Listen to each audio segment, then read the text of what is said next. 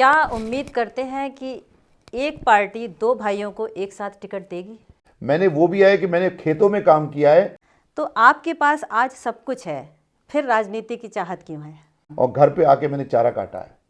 मैंने वो दिन देखे हैं शबनम जी। आज के पॉडकास्ट में आप सभी का स्वागत है। हर दिल अजीज़, गरीबों के मसीहा और इतने सॉफ्ट नेचर के डॉक्टर मैंने बहुत कम देखे हैं। साथ ही आज जो आपका हॉस्पिटल आप देख रहे हैं, एक शानदार हॉस्पिटल हमारे शहर में खुला है, मैक्स लाइफ सुपर स्पेशलिटी के नाम से। आप उसके ऑनर हैं और जैसा मैंने पहले कहा कि हर दिल अजीज़ हैं। आपको राजनीति का भी शौक़ है और अपने प्रोफेशन में महारत तो हासिल है ही, लेकिन एक ख़ास बात हम आपको बताएं कि ऐसे डॉक्टर जो अपनी सीट से हटकर पास में जाकर मरीज़ों से बात करें, ऐसे डॉक्टर बहुत कम मिलते हैं। जी हाँ, डॉक्टर अनीस बेग साहब किसी भी परिचय के मोहताज नहीं है, शहर में बहुत ज़्यादा चर्चित हैं। खुश नसीबी है कि आपका इंटरव्यू आज हम आपको सुनाएंगे। डॉक्टर साहब, आपका बहुत बहुत स्वागत है। शुक्रिया राफिया शबनम जी, आपका इतना ज़्यादा काइंड वर्ड्स मेरे लिए, आपका बहुत बहुत शुक्रिया और आपको बुलाने का यहाँ मेरा बहुत शुक्रिया। मैं खुद डॉक्टर अनीस बेग हूँ और एक मैं बता दूँ, मैं पीडियाट्रिशियन हूँ, एक बच्चों का डॉक्टर हूँ। जी हाँ डॉक्टर साहब, हमने जो आपके बारे में जाना वो ये जाना कि आप एक किसान परिवार से आते हैं और एक छोटी सी जगह है पंडेरा फार्म, जी जहाँ जी आपका जन्म हुआ। काफ़ी जानकारी लेकर आई हूँ मैं। वहाँ जी आपका जन्म हुआ। जी जी तो जी एक कोई ऐसा बैकग्राउंड नहीं था कि जहाँ आपके फादर जी मदर कोई जी डॉक्टर हों। जी जी जी कितना स्ट्रगल आपने लाइफ में किया है, ये जी बताइए। जी बिल्कुल एकदम राइट बोलिए आप। मैं एक किसान का बेटा हूँ। जी। मेरे जो अब्बा थे हाजी दूल्हा बेग थे और वो अपने एक किसान थे, लेकिन उनका विज़न बहुत अच्छा था। मेरी फैमिली में जितने भी उनके बेटे थे, उन बेटों को उनको डिवाइड करके तुम्हें पॉलिटिशियन बनना है, तुम्हें डॉक्टर बनना है, तुम्हें वकील बनना है, अच्छा। तुम्हें बिजनेसमैन बनना है। और इंशाल्लाह आज जितने भाई हैं मेरे, सब उस मुकाम पे हैं आज, जो जैसा पेरेंट्स ने सोचा जैसे था। पेरेंट्स हैं, जैसे मेरे अब्बा ने सोचा। उनका विज़न देखिए, एक मुश्किल से हो सकता है कि वो फिफ्थ क्लास पास हों, लेकिन वो विज़न की वजह से आज मैं, जो माँ बाप ने मेरे ख्वाब देखे थे और मेरे अब्बा ने जो ख्वाब देखे थे, आज मैं उसको पूरा कर रहा हूँ। मैं अपने को फ़ख्र करता हूँ, अल्लाह का लाख लाख शुक्र भी करता हूँ जी जी जी। कि मैंने उस स्ट्रगल से आके आज एक पहचान बनाई है। ये आपकी मोहब्बत है और ये बरेली वालों की मोहब्बत है, जो जिसकी वजह से मैं आज इस मुकाम पे हूँ। जी, वहाँ जब आप अपने छोटे से गांव में रहते थे तो वहाँ जाहिर सी बात है इतने स्कूल नहीं होंगे। बिल्कुल। तो जब आप वहाँ गए तो क्या आपने हिंदी मीडियम से पढ़ाई शुरू करी? जी, अब मैं आपको बता दूं, एजुकेशन लेवल जो गांव में पहले एजुकेशन लेवल था और अब का बहुत डिफरेंस है। पहले हमारे क्लास में हर क्लास के लिए अलग अलग टीचर होते थे। प्राइमरी एजुकेशन की बात कर रहा हूँ। अच्छा। मैंने मवई काजान से की, तो वहाँ पर मेरा इंग्लिश के टीचर अलग थे, जो हमारे गणित पढ़ाते थे उसके टीचर अलग थे, हिंदी के टीचर अलग थे। मतलब काफ़ी ढेर सारे उस वहाँ पर जो है टीचर थे। स्कूल में बच्चे भी पढ़ने जाते थे और उन स्कूलों में पढ़ते थे और उस टीचर भी उतने अच्छे थे। वो हमारे लिए, आपने कभी ये सोचा भी नहीं होगा कि जब मेरा 8 क्लास का एग्ज़ाम था, जी हाँ। तो 8 क्लास के एग्ज़ाम में जो हमारे क्लास वो जो क्लास टीचर थे, जी हाँ। वो हमने रात में, गाँव में रात में बुला के पढ़ाते थे, इतना? लैंटेन जला के हाँ, पढ़ाते थे। अच्छा।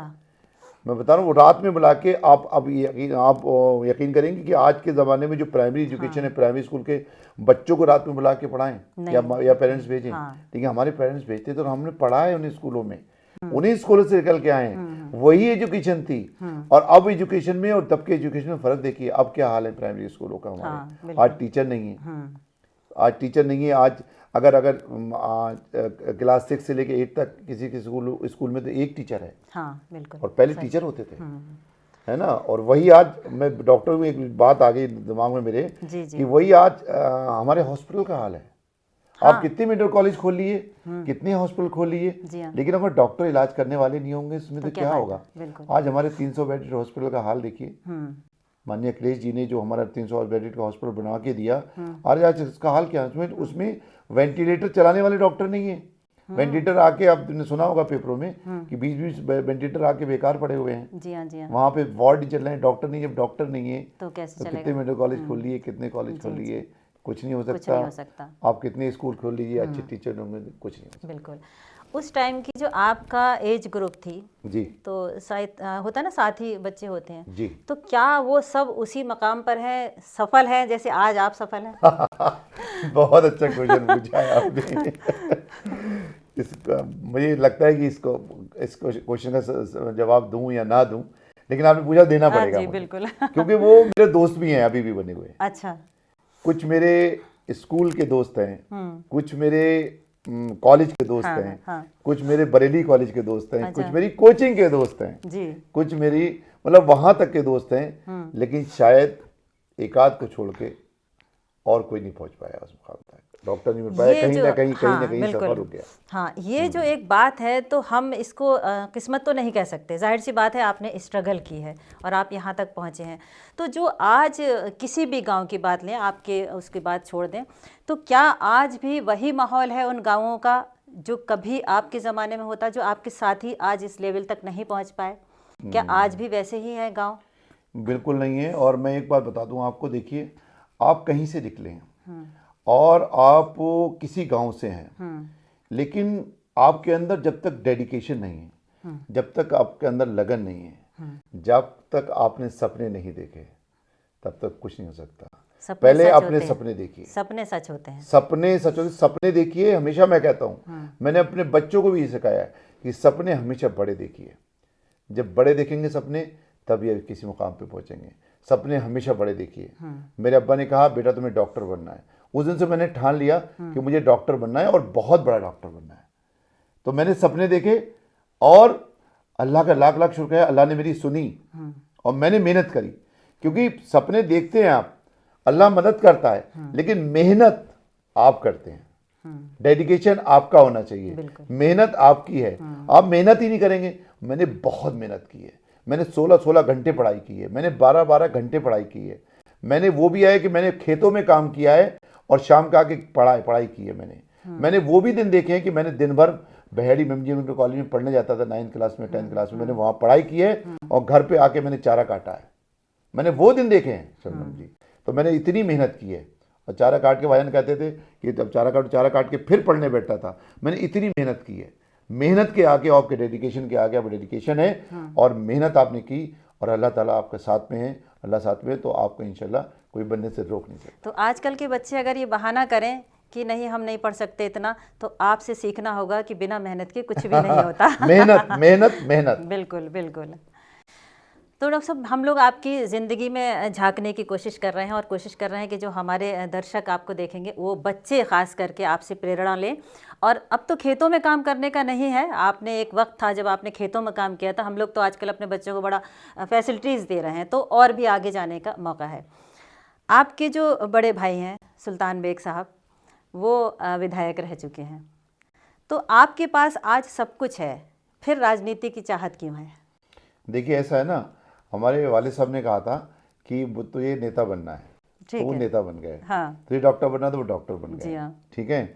और तो एक को कहा बिजनेसमैन है, वो बिजनेसमैन बन गए। एक को कहा कि भाई तो ये वकील बनना है, वकील बन गए। ठीक है।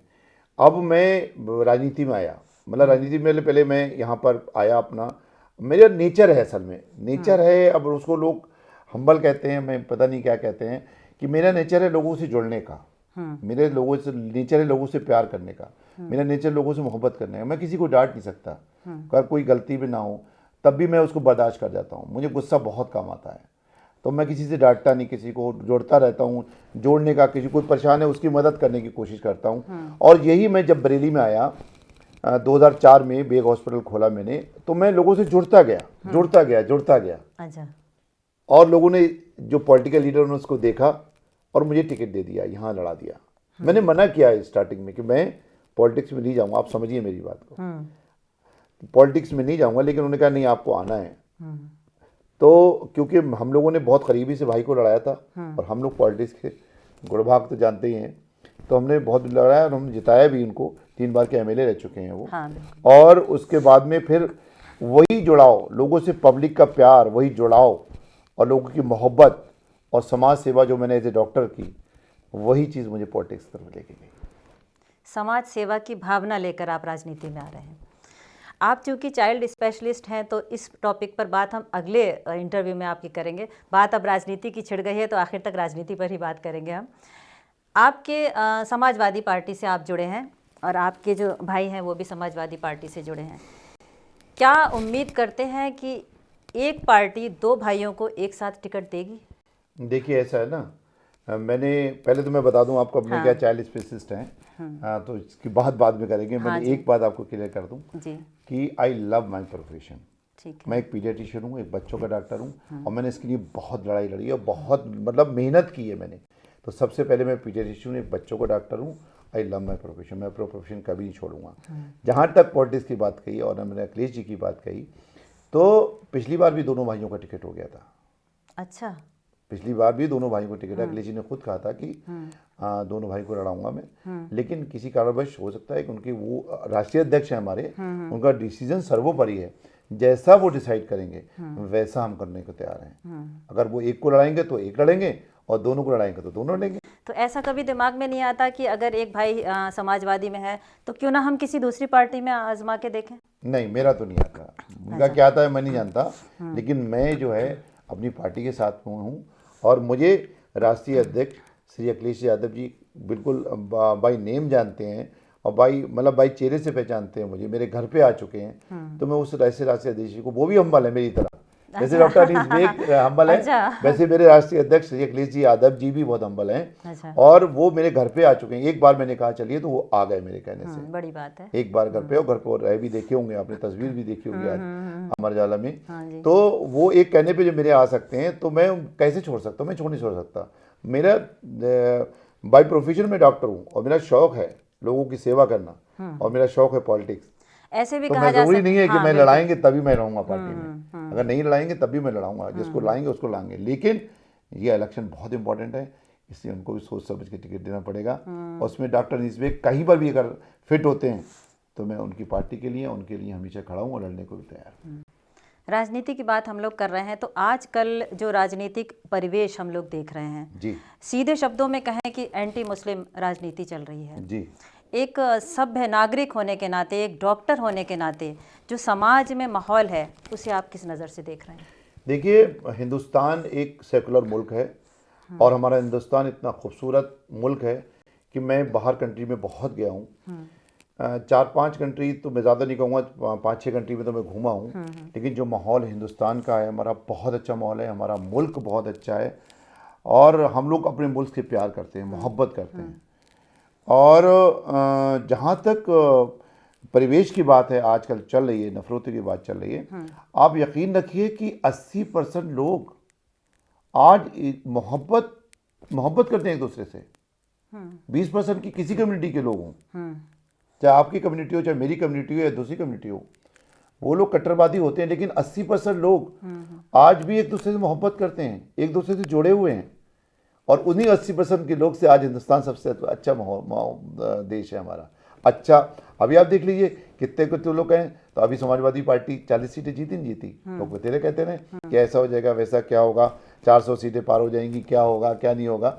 लेकिन सब पब्लिक जानती है, जनता सब जानती है क्या अच्छा है क्या नहीं अच्छा है। बोलते नहीं है अलग बात है, कहते नहीं है अलग बात है, लेकिन जानते सब हैं। बोलने में और जानने में बहुत फर्क होता है। वही समझना पड़ेगा हम लोगों को कि 80% लोग एक दूसरे से इंटरमिंगल्ड हैं, एक दूसरे से जुड़े हुए हैं, एक दूसरे से मोहब्बत करते हैं, एक मतलब, और वो समझते हैं कि हिंदुस्तानी सबसे अच्छा माहौल है, मतलब मुल्क है। और हिंदुस्तान में ही ऐसा माहौल होना चाहिए मोहब्बत का, क्योंकि जितनी जंग हुई हैं आजकल देख लीजिए आप, जितनी नफरत फैली, कभी किसी को फ़ायदा नहीं हुआ है। फ़ायदा हुआ है सिर्फ मोहब्बत से फ़ायदा हुआ है। और आज देश आज़ाद हुआ है वो गांधी जी के उसूलों पे आज़ाद हुआ है, अहिंसा के उसूलों पे आज़ाद हुआ है। और वही गांधी जी ने ही देश आज़ाद कराया हमारा, उसी पे हम लोग चल रहे हैं। जो पैगाम उन्होंने दिया था अहिंसा का और मोहब्बत का, वही डॉक्टर अनीस बेग का पैगाम है, वही हमारे राष्ट्रीय अध्यक्ष जी का पैगाम है। आपने लोकसभा में कहा कि हमने 40 सीटें जीत ली। उस वक्त आप लोग गठबंधन में थे, आपने 40 सीटें जीती और एक संविधान की जो बात जुमला लेकर आए, उससे आपको काफ़ी फायदा हुआ। जी। तो आज जो संविधान की बात आपने जाकर फिर महाराष्ट्र में भी करी थी। जी। लेकिन वहाँ तो ये फेल हो गया। देखिए, ऐसा है ना, बाबा साहब भीमराव अम्बेडकर जी ने जो हमारे जिन्होंने संविधान लिखा और जो संविधान रचयिता हैं, उन्होंने संविधान बहुत खूबसूरत संविधान बनाया है। और उस संविधान से हम लोग आज अपने देश से जुड़े हुए हैं। वो संविधान से हिंदू, मुस्लिम, सिख, ईसाई जो गुलदस्ता है हमारे, वो सब एक गुलदस्ते में बंधे हुए हैं और उस संविधान को कोई नकार नहीं सकता, है ना। लेकिन अब देख, अब कहीं पर लागू हुआ, कहीं नहीं लागू हुआ। मैंने बताया ना, कभी कभी समझने में फ़र्क होता है आदमी के। कभी कभी आदमी जानता है लेकिन कर नहीं पाता, बस वही फ़र्क है। कहीं समझ नहीं पाए, कहीं समझ लिया, ये इसमें फ़र्क है बस। अगर महाराष्ट्र में नहीं समझ पाए तो मुझे लगा समझ जाएंगे। यूपी में समझ लिया, उत्तर प्रदेश में समझ लिया और लोकसभा में बहुत जनता ने समझ लिया, इसलिए इतना आगे बढ़े। भाई गठबंधन इसलिए तो आगे बढ़ा कि लोगों ने समझ लिया। समझ के जब वोट डाला तो एक मजबूत विपक्ष निकल के आया। जीत नहीं पाए, एक मजबूत विपक्ष निकल के आया। किसी भी सेकुलर गवर्नमेंट को, किसी भी गवर्नमेंट को चलाने के लिए एक विपक्ष भी, मजबूत विपक्ष भी होना बहुत ज़रूरी है। बात समझ रही? हाँ। तो मैं ये कहना चाहता हूँ कि जैसे आपने पूछा, मेरा क्वेश्चन आपका आंसर पूरा नहीं हुआ, तो वो जो हमारा परिवेश है संविधान के बारे में कि हम लोग समझ पाए नहीं समझ पाए, गठबंधन जो है, देखिए जब अगर जो पार्टी जब मिलके लड़ेंगी, कांग्रेस और समाजवादी, तो मुझे लग रहा है कि जो लोगों की सोच है, जो एक परिवेश में सोचते हैं, जो देश की मोहब्बत बढ़ाना चाहते हैं, देश में नफरतें ख़त्म करना चाहते हैं, तो उन लोगों, वो लोग वोटर एक होंगे। जब वोटर एक होंगे, जब वोटरों की सोच एक होगी, तो पार्टी भी एक होगी। अच्छा जवाब है। 2027 का इलेक्शन जैसा कि आ रहा है, जी, और हम दुआ भी करते हैं कि आपको भी टिकट मिले। नहीं, शुक्रिया। लेकिन जो समीकरण बनाएंगे, दलित आपके पास आ नहीं रहा, मुस्लिम आपके पास है, अगड़ा आपके साथ आएगा नहीं, तो जो ये 27 की लड़ाई है वो आप कैसे जीतेंगे? मैं आज जो है, मैंने अभी कुछ दिन पहले जो है बाबा साहब भीमराव अम्बेडकर वाहिनी है हमारी, उनके राष्ट्रीय अध्यक्ष हैं SP मिठाई लाल जी। ठीक है। मैं आपको फोटो दिखाऊंगा अभी इसके बाद में जी। मैंने बहुत बड़ी यहाँ मीटिंग कराई दलित समाज की, और बहुत बड़ी मीटिंग हुई आई है में हाल में भाई। तो पूरा दलित साथ में है, और उसका सबूत है पिछला इलेक्शन, लोकसभा का इलेक्शन, उसका सबूत है। सबको वोट देना है, संविधान को बचाना है, मोहब्बतें जगाना है, तो क्या करेंगे, एक होना पड़ेगा। तो दलित साथ में है हमारे, और उसका सबूत मिल चुका है। अच्छा। आपने कहा महाराष्ट्र में नहीं आए, मगर वो समझ के, लेकिन आ जाएंगे, वो समझेंगे कि महाराष्ट्र में आने से क्या हुआ, नहीं दिया वोट तो क्या हुआ, और यूपी में वोट दिया तो क्या हुआ। समझदार है आजकल आदमी, बहुत एजुकेशन बहुत बढ़ रही है आगे, आदमी बहुत समझदार है, तो वो जो है समझे, दलित हमारे साथ में है। और जहाँ तक अगर ऐसा नहीं है कि जो अखिलेश यादव जी जो लेके चल रहे हैं PDA को, हाँ। है ना, इसमें पिछड़ा दलित अल्पसंख्यक है, तो इसके अलावा जो हमारे, ये नहीं है कि हम अगलों को भूल जाएंगे या छोड़ देंगे, उन लोगों को भी चलना है, लेकिन जो पिछड़े हैं, मतलब ये सब पिछड़े, इनको आगे बढ़ाना है हम लोगों को, और अगलों के साथ लेके चलना है। मतलब PDA को अगले के साथ लेके चलना है, हम लोग मिलके चलना है। तो इसलिए ऐसा नहीं है, सब जो है हम मिलके चलेंगे। हमारे अपोजिशन के लीडर वाजपेयी जी हैं भाई, जो वहाँ पे विधानसभा में, तो हम अगड़ों को मिलकर और पिछड़ों को मिलके चलाएंगे। हमारे PDA प्लस अगड़ों को मिला के चलाएंगे हम लोग, तब आगे बढ़ेंगे। और हम लोग जो है, ऐसा नहीं है, हमारे दलित भी साथ में, अगड़े भी साथ में, मुस्लिम साथ में, पूरा PDA साथ में, PDA और अगड़े सब साथ में, तभी हम 2027 का भी इलेक्शन भी जीतेंगे। इसलिए बीजेपी धर्म की राजनीति कर रही है, तो समाजवादी जाति की राजनीति कर रही है। नहीं, मैंने PDA कहा और अगड़े दोनों मिला के कहा, कोई राजनीति का, कोई धर्म की राजनीति नहीं कहा मैंने, कोई धर्म की राजनीति नहीं है इसमें। PDA कहा जो पिछड़े, शोषित, वंचित लोग हैं, उन लोगों को साथ लेके चल रही है, साथ में जिनको अपना हक नहीं मिल रहा है, उनको हक दिलाने का नाम कर रही है, काम कर रही है, और साथ में अगड़ों को साथ मिलकर चल रही है। तो अगड़े पिछड़े मिलकर चल रहे हैं, तो कहाँ धर्म? तो ये नतीजा 27 में पता चलेगा। बिल्कुल पता लगेगा, बिल्कुल लगेगा, जीतेंगे हम। जी जी जी। अच्छा, इलेक्शन की बात हम लोग कर रहे हैं। अक्सर होता क्या है कि जब कहीं समाजवादी हार जाती है तो कहती है भाई EVM में गड़बड़ी हुई थी, और जब वो जीत जाती है तो EVM का कहीं नाम नहीं लेती है। तो क्यों नहीं सारा विपक्ष, अगर EVM गड़बड़ है तो सारा विपक्ष आज तक इस प्रश्न पर एक साथ क्यों नहीं हुआ कि EVM बैन होना चाहिए? क्योंकि जर्मनी जिसने बनाया था उसने इसको बैन करा है, तो ये विपक्ष क्यों नहीं इकट्ठा हुआ EVM पर? मेरी ये सबसे रिक्वेस्ट है विपक्ष से कि देखिए, हमारा लोकतांत्रिक देश है और ये देश हमारा लोकतंत्र के ऊपर चलता है, ठीक है। और लोकतंत्र के 4 स्तंभ होते हैं, न्यायपालिका, कार्यपालिका, विधायिका और हमारा मीडिया।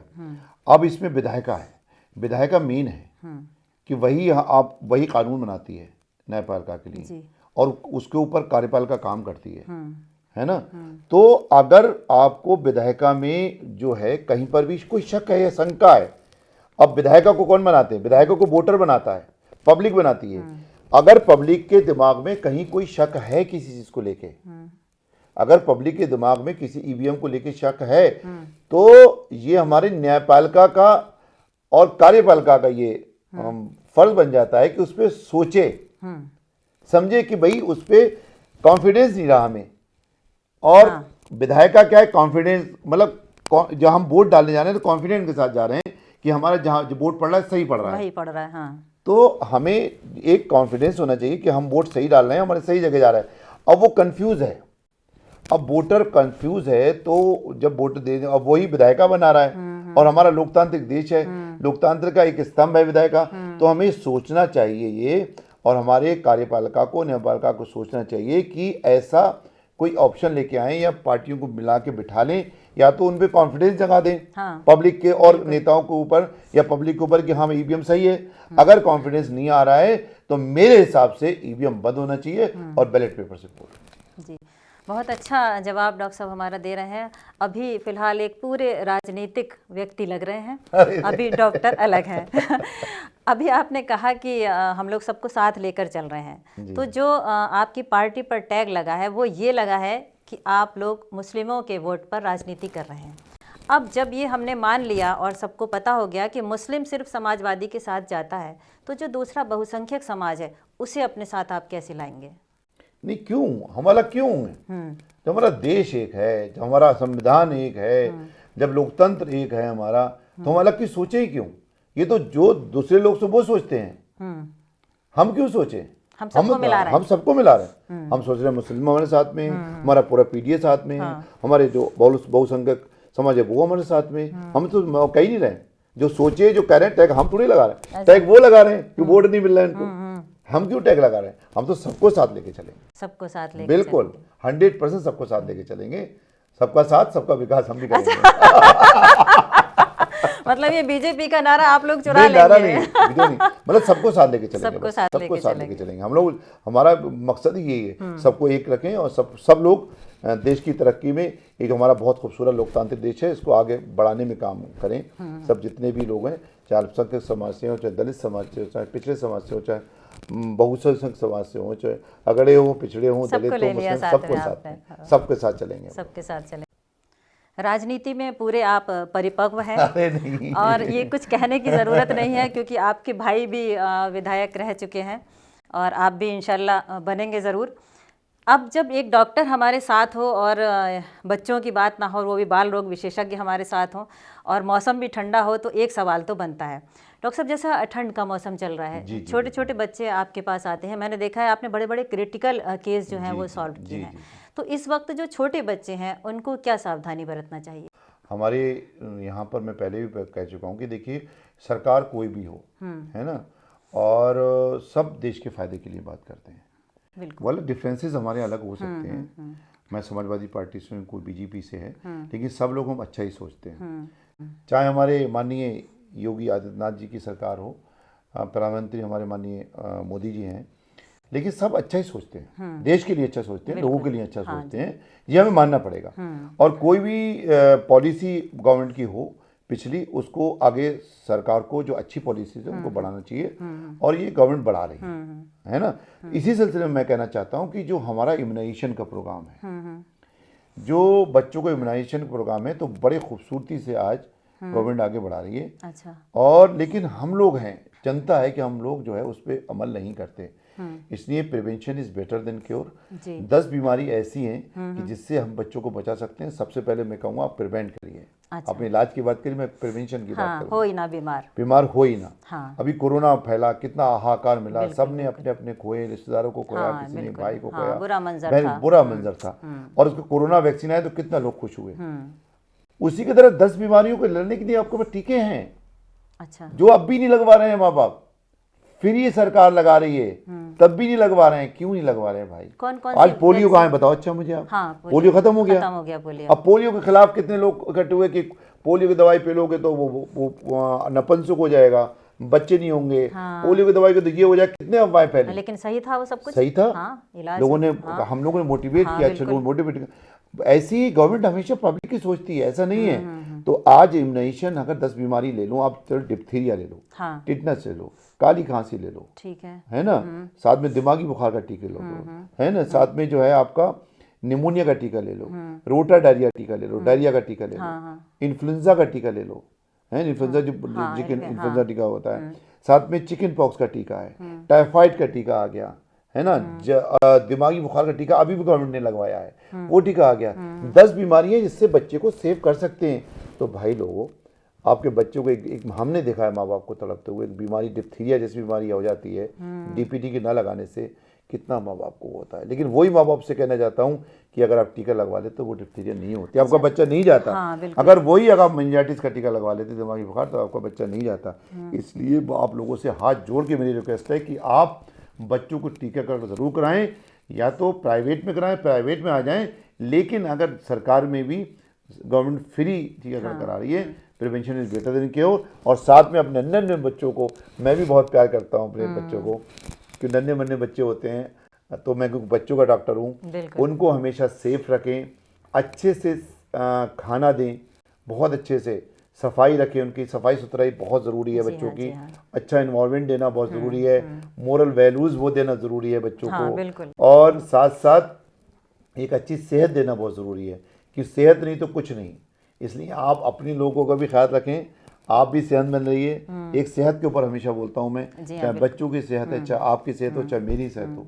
मैं पॉलिटिशियन हूँ, मैं डॉक्टर हूँ, है ना, आप एक पॉलिटिशियन हैं, एक एंकर भी हैं, और एक न्यूज़ एंकर भी हैं आप, और साथ साथ कोई कितना बड़ा वकील हो, कोई कितना बड़ा पॉलिटिशियन हो, लेकिन अगर सेहत नहीं है उसके तो कुछ नहीं है। बिल्कुल इसलिए सेहत का हमेशा ज़रूर ख्याल रखें अपना, हमेशा अच्छे से अपनी डाइट लें, माइंडफुल ईटिंग करें, साथ में अच्छे से सोएं, अच्छे से सोएंगे तभी आपकी बॉडी हील करेगी, और एक्सरसाइज करें आप। उसके साथ साथ अपने बिल्कुल टेंशन फ्री रहें, और हमेशा मुस्कुराते रहें। तो बहुत बहुत शुक्रिया आपका, इतना कीमती वक्त देने का। मैं देख रही थी कि आपके पास लगातार फ़ोन आ रहे थे, बहुत बिजी हैं और सारी जिम्मेदारियां हैं आपकी, और मैं उम्मीद करती हूँ कि इसी तरह आप भी हंसते मुस्कुराते रहेंगे हमेशा। जी बिल्कुल। हमेशा एक मेरा रहता है, और एक टैग है मेरा, टैगलाइन ही है मेरी, stay healthy, keep smiling, fit रहो, हिट रहो। बहुत बहुत शुक्रिया। Thank you.